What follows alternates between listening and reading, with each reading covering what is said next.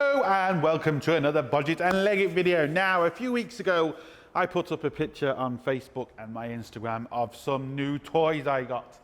And I got a lot of people wanting to see them and for me to do videos on. So this is just going to be a quick video of me showing you my new toys. And if you want me to do more of these, I will. I didn't think people really wanted to see this, but if you do, I'll do it. So we're going to show you a couple of new toys we've got. And yeah, let's get cracking. The first one is my new 3-ton jack. Now, I don't know how to pronounce the name, so I'm not going to attempt it, but there you go. That's the part number of the jack. This is the part number of the extension. I have to say, I've used this a few times and it is brilliant. It's not cheap. It really isn't cheap. But at the end of the day, it's a jack. You are jacking up a car, that's worth money. Not only that, when you go underneath, even though you should never just rely on a jack when you're underneath a car, always put axle stands on. But still, you know, you do rely on these quite a lot. So it is good to buy a decent one. It does exactly what it says on the tin. It's a jack. But I mean, I have to say, from the cheap ones, this just rolls so nicely. And I really like these pedals on the back. I think every jack should have these. It just means you can, it's like a quick jack, so you can just press that and it lifts up quicker rather than having to put the handle. Once you get the pressure on the car, then you can use the handle. What do you think, Mado? Hey? No? Not interested. So yeah, must admit, great piece of kit. This essentially fits on, so where the black rubber is, you take off this, or you take off the black bit, the rubber at the end, and you fit on this. There's the connection where it slots into. Put that on, screw it in underneath. As you can see, we've got an extension. Now this does move, so you've got a good bit of room. And what the really good thing about this is, because when you're jacking up a car, you're only jacking up on a little spot and you're putting a lot of pressure. This spreads the weight, and it can spread the weight to a considerable amount. If you need to lift up the front of a car, for example, and you want to lift it up in one, well, you can put this under the two suspension mounts, and this will just lift the whole front of the car up. It'll lift a Jeep, it'll lift anything, and it's brilliant. Or if you want to do the whole side of a vehicle, what tends to happen is if you've got a heavy vehicle and you put this on and you lift it up too much, you can tend to crush the underneath of the vehicle in. When you've got something as long as this, you'll spread the weight and that won't happen. So there's the jack. Now this is the next one. This is my new transmission jack. It's a 2-stage ram. So in other words, it's got 2 rams in there. It has this adjustable top on it, which you can adjust, hence adjustable. So if you want a heavy gearbox and stuff, you can actually adjust this different tilts. It does come off, but it's handy rather than just having the prongs underneath. You can actually adjust this, and there is a place to tie the gearbox onto it. Now this is only kind of a cheap one. It's a non-branded make. I have a branded one, and that gave me problems. This was less than half the price of a branded one. So I'm going to give it a go. I have seen these in action, and to be fair, they've been pretty good. The only thing I found with the slightly cheap ones is they don't lift as high. Now what I'm going to do is I'm going to do videos on this, but I'm going to show you how to make this lift higher very cheaply. And the other things I've noticed is the seals tend to go in them, so you can actually replace the seals with good quality seals. But at the end of the day, the rams and everything else, I've never really had, or I've never seen to have a problem with them. It's just the fact that they don't lift as high. But within a couple of videos, we will be showing you how to essentially soup this bad boy up to lift higher and stuff like that. So there we go, 2-stage ram. You can just see the 2 rams there. It does exactly what it says in the tin. Transmission jack, no more said about it. Now these next tools, there's 2 from Sykes Pickavant. I'm really excited about. I'm going to be doing a separate video on these, on how to use them and what exactly they are.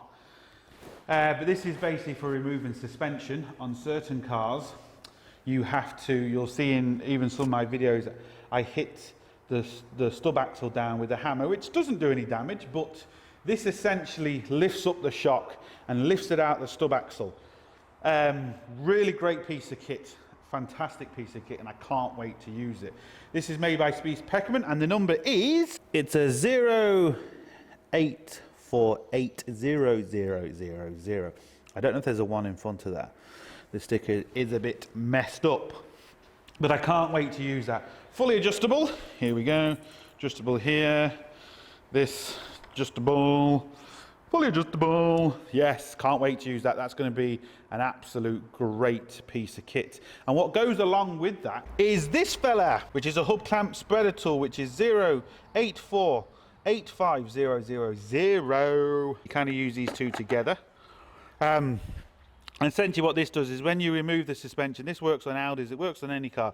So when you're removing a ball joint that is stuck inside a hub and you remove the bolt to hold it, well, you can open up the slit in the side, which means whatever you're taking out opens easier. This little tool, again, I'll show on a completely separate video, but this little tool opens up the slit and allows whatever is in that hole to slide in and out a lot easier. You might not be able to see from the pictures very well, but you can see that's on an Audi, the double top suspension arms, so it'll open the two of them at once, or it'll do a single one. So this will do 2 or 1. Essentially. Really looking forward to using both of these tools from Sykes. Cannot wait. Should make a really good video too. Makes my life a hell of a lot easier. And yeah, as you can see underneath, we have another Sykes tool, an adjustable pipe bending tool. So when you're doing brake lines, sometimes the brake lines can have some, you know, really tight curves and stuff like that. You can bend it by hand, but they never look really neat. So this is a pipe bender for brake lines. Again, I think I'll do a separate video on this, but this just gives you an idea of what it looks like. You put your line in there. This comes around. I need another hand. This comes around, and as you pull this down, it will then put whatever bend you want, well, whatever bend you want on it. Does a couple of size different pipes. So yeah, we'll maybe do another well, I say I'll do a separate video. Just let's see what people say. I'm definitely going to do a separate video on this and the big tool I just showed you a second ago, because that's going to make a great video, and it's going to make my life a lot easier. But let me know what you think about the other ones. Right, I have to say a big thank you to Sealey. I did that tool review on their nut riveter, and they actually sent me out a 200 piece assortment nut rivets. So thank you, Sealey, much appreciated. They will be used. There's the part number for anyone playing at home, AB073TI, or L even. So there we go. Yeah, thank you, Sealey. No, it is an I. Now the next one I got is a Facom screwdriver. I didn't actually realize this was a ratchet one, but it actually is a ratchet. It's a heavy duty screwdriver, so in other words, you've got this handle which you can put, when I flick it the other way, so for this side, for example, you can put a lot of pressure and, you know, to open up screws. They're the two flat blade, as you can see, they're huge. And these are the two Phillips. So this really is designed for opening up some serious Phillips screw action. So twist that, slide that in, twist that back, and essentially you've got a ratchet, but it's a screwdriver. Like I said, I didn't actually at the time realise it was a screwdriver. It was a ratchet, but as you can see, so you can really push on this, and it's good that you've got a big bar to release something. So when the time comes, one of them things maybe you don't use every day, well, you're not going to use every day, but when the time comes, it's going to be invaluable. Right, this next one is my new Facom torque wrench. Now, you think Snap-on torque wrenches are expensive? Oh, see nothing. See nothing. Look at this. I mean, even the box must have cost £4 million. The box is just one of the best boxes I've ever seen for a torque wrench. I mean, it's, you know, it's unbelievable. Now this baby So it's a 1/2-inch digital torque wrench. What I really like about this is the fact you can change the heads. So I can take this head off, I can put a 3/8 drive on it, I think you can even put a 1/4-inch drive on it. But you can also put spanner connections and all sorts of different attachments on this. So if you can't get into a place with, say, a normal socket, you maybe can get in with a spanner, or you can put special spanner attachments onto this. So you use the body and you just change the heads, which I think is absolutely brilliant. Now this does everything as you'd expect. There was somebody asked me to do a video on torque wrenches, and I did try and look for the name, but I can't find the comment. I will be doing a video on torque wrenches, and he also wanted me to see or show how they're used as well. So it's just turned on. It does degrees, it does all types of measurements. So we've got newtons, we've got inch pounds, foot pounds, and kg, cms. You know, it just does everything. These lights light up when you're close, and then it beeps when you're actually at the torque. It really is an unbelievable piece of kit. You can also plug this into a computer via the USB, and apparently, I haven't tried it yet, but apparently you can program it to your settings, or you know, you can, if you're doing, I'm not sure exactly what yet, but apparently you can go in there and put your own favorite settings on and have it, and yes, you just press buttons and then it does everything for you essentially, which is really cool. I must look into that a bit more, but there you go.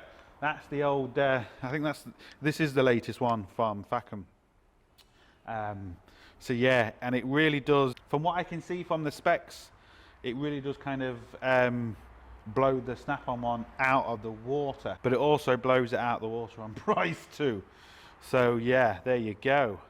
Automatically turns off. I don't like the fact you can't turn it off. It automatically turns off after a minute or so of not being used or something. But I have to say, the actual case is just a work of art on its own. It is really a lovely piece of kit. Now, the last one is an automatic screwdriver. You can get one for woodwork and stuff, but this actually has a slightly different end, so it is designed for more the automotive field.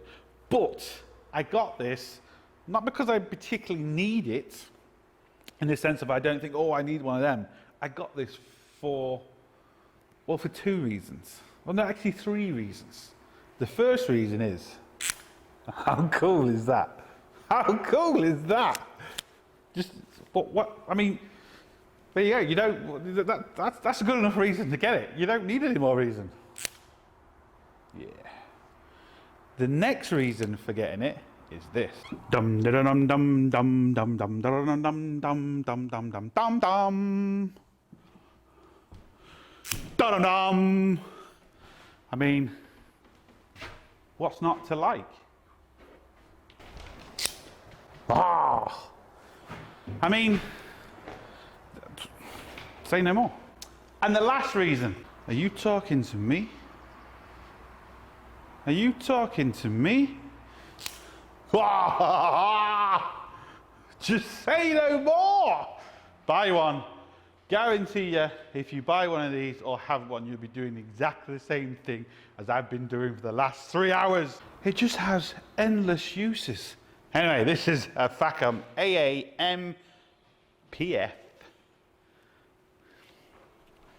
You'll be doing the same thing. Guarantee it. So anyway, like I said, I will be doing a separate video on the Sykes Pickavant tools, especially the suspension arm and the spreader, because it's going to make my life so much easier. And, well, making life easier, that's what it's all about, innit? And if you'd like to see more of these videos, I mean, I don't know. I've still got to do a toolbox down there. I've got to do kind of a big toolbox, and I've got trying to get another toolbox. I'm still going to do toolbox with tours, which I haven't done yet. I will be doing them, but I just haven't got around to it yet. But if you do kind of like these sort of videos, maybe new tools, I guess, or something like that, just post a comment down below, and we'll sort it out. But like I said in all my other videos, what I'm trying to do is all questions. If you can go to my forum and the links down below, and we can start getting you know, questions asked, questions answered and asked there. Take some pressure off me, because for me to try and run this place, do the YouTube videos, answer questions, honestly, it just takes so long. It really is. And you know, it's only when you start doing videos you'll realize just how long it actually takes, and then involves then to answer people and everything. So I do try and answer everybody, but it's just time constraints.